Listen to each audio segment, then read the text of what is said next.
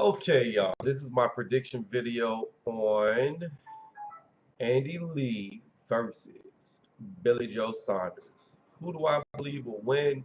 Who I believe is going to lose?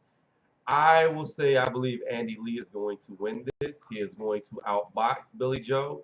I know Billy Joe has impressive wins against like Ebank Jr., but I don't believe that he's ever fought the competition that Andy Lee has. I believe Billy Joe is he's almost at that level. But I think he needed at least one to two more harder style fights to be at an Andy Lee level. And the thing with Andy Lee is you got to understand that what I see him doing is he has a real good overhand left jab. So instead of throwing it straight down the middle because he's taller, so he's going to be able to expose it. I believe Billy Joe is 5'11", Andy Lee is around 6'1". So what Andy Lee likes to do, he knows how to fight tall. So what he's going to do is he's going to throw the jab as the shorter guy comes in. And what I noticed from Billy Joe is he likes to fight on the inside because he's got some speed. But with Andy Lee, he loves aggressive guys. And to me, Billy Joe's not short enough to fight on the inside against a guy like Andy Lee because he's real good about guys who are similar in stature of standing up tall, having that little lean back, and when they come forward, he will throw the jab, but he'll kind of hook it. So he throws an overhand jab. So instead of it coming straight down the pipeline, he catches them coming in, bow, right behind the ear or right on the ear. That's where he aims for every time. Just bow, bow, bow. And legally, you're not supposed to do behind the ear because it's considered a rabbit punch in boxing. But when they're stepping in, you can do certain things to get away with it because they're moving into it. So therefore, it's an unintentional hit, even though it's kind of intentional. So here's the thing with Andy Lee.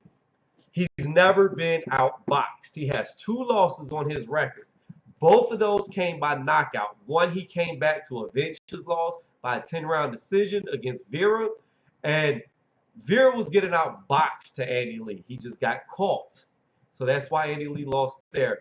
And then you got to understand, Chavez is huge for their weight class. He is huge. So he knocked Andy Lee out. But you got to look at it like, you know, Chavez is such a big fucking dude for that weight class. How much do you really put into that? We know Andy Lee's jaw can be suspect at times because he's been knocked out.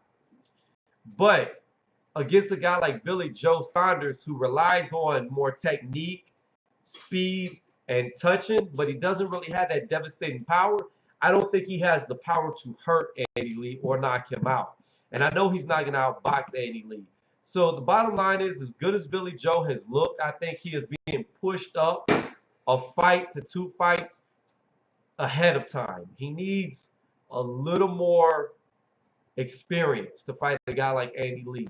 And I think Andy Lee is going to expose him for how aggressive Billy Joe is against a guy who's taller and who knows how to fight tall. And like I said, in my opinion, the biggest problem with Billy Joe is because there's only a 2-inch difference in between the two, the reach isn't going to be huge of a difference. And because the reach isn't that big of a difference, even when Billy Joe gets on the inside to hit him, Andy Lee's got a lot more power per punch. And he's still,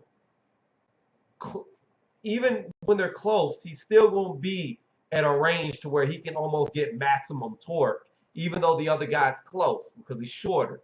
See, now if Billy Joe would have been a guy who say 5'8", 5'9", to a 6'1" guy and gets in, then it would be a different thing because he would be so low to him, arms short enough to where once he gets in, he can work him and he's not in danger. Because when a short guy gets in on a tall guy, they're hitting like this. They can't get that full extension. You know, the power is at the end of the punch. So they're hitting down like this, almost like with T-Rex arms, and they can't get them, so they have to back off and try to jab their way out or circle off. And Billy Joe's not going to be able to get close enough to neutralize Andy Lee's power and his reach because they're too close in height. And with Andy Lee having the 2-inch height advantage and knowing that the inside fighting is not going to work in this case, the Billy Joe Saunders, I guess, benefit, I really don't see him beating Andy Lee. I think Billy Joe is an amazing prospect watching him, especially for the top prospect type fighters he's beat. But I don't feel that he's beaten a outside of a top prospect type fighter. I don't think he's beat that top tier competition. Like, I would have liked to see him get in the ring with a Chavez or a Peter Quill or somebody like that before going to a guy like Andy Lee. And, I think that right there would have rounded him more better for this guy, because Andy Lee's probably going to be the hardest puncher he's ever fought, and he's going to be by far the most skilled technical fighter that he fought. Now, what I do believe for Saunders is I believe he's a little bit faster, not much, and I believe he's probably a better inside fighter. But like I said, in this particular case, I don't think that inside fighting is going to benefit him because he's going to be in danger of Andy Lee. And I know this video isn't really as in depth as most of mine. I haven't had time because I've been real busy to actually fully watch Billy Joe Saunders and tell y'all all his flaws. I mean, everybody knows Andy Lee. He's done had so many fights. There's no need going into Andy Lee, about his flaws, his strengths. I mean, anybody who's watched the guy for all these years knows how good he is. The only question is Billy Joe, who's looking great because he's undefeated. Like I said, beat eBay Jr., but I just don't think he's there yet. There's a few reasonings behind it, but I don't want to get too in depth with it because I haven't been able to put the time into the videos. But I really see this going 12-round decision.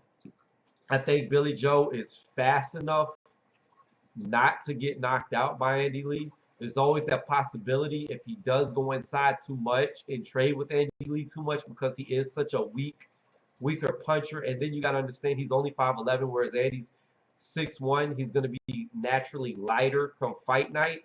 So not only is he doesn't have the punching power, but he doesn't have the weight that Andy Lee is going to have. So it's risky staying on the inside with Andy Lee. Now, he could outspeed him, but the thing with speed is when you fight a guy like Andy Lee who's been around the sport for so long, speed is great for the first couple of rounds because you can't figure him out because it's like a little gnat. But like anything, even with a gnat, you might not be able to pop the gnat at first, but when you start popping at a gnat that's going around, you just a little thing fast. You start watching how they move when you go at them, where they're going to be, and that's where timing comes in. And a guy like Andy Lee is going to be very proficient in timing. And I don't see Billy Joe's speed being a huge factor in this because Andy Lee is going to be able to time him coming in. He's going to be able to time him throwing punches. He's going to be able to do his little lean because he's taller and just come around him like he likes to do. He's got real good straight loops. And what I mean by a straight loop is, like I said, with his jab, it looks like it's coming straight, but once it gets here to where it should start rotating to get that pop, instead of it rotating, it comes around. His shoulder rotates out. So it looks like a straight jab, but then it comes around. Bam. And he'll do the same thing with the straight right. He'll loop it around these guys who lunge in at him. And that's what he's proficient at. And I just think style-wise and experience-wise, Billy Joe's not quite there yet. Now, if this fight would have happened in another 2 to 3 years, and Billy Joe would have stayed undefeated and looked impressive like he has, I think Andy Lee would have his hands full. But I just don't think Billy Joe has found a guy like Andy Lee who knows how to fight tall like he fights and who's got decent power and is a very skilled boxer. So my prediction is 12-round decision, Andy Lee. There's a possibility to a knockout by Andy Lee. I don't think it'll happen just because, like I said, Saunders is so... I believe he'll be faster on his feet than Lee, and I think that will pose a problem for Lee getting that clean knockout blow. Now, if he trades with Lee too much, Lee could put him on his ass. But I don't know about the knockout. So that's my 2 cents. Andy Lee, 12-round decision, remains the title holder of the WBO middleweight belt. Thank y'all for watching again.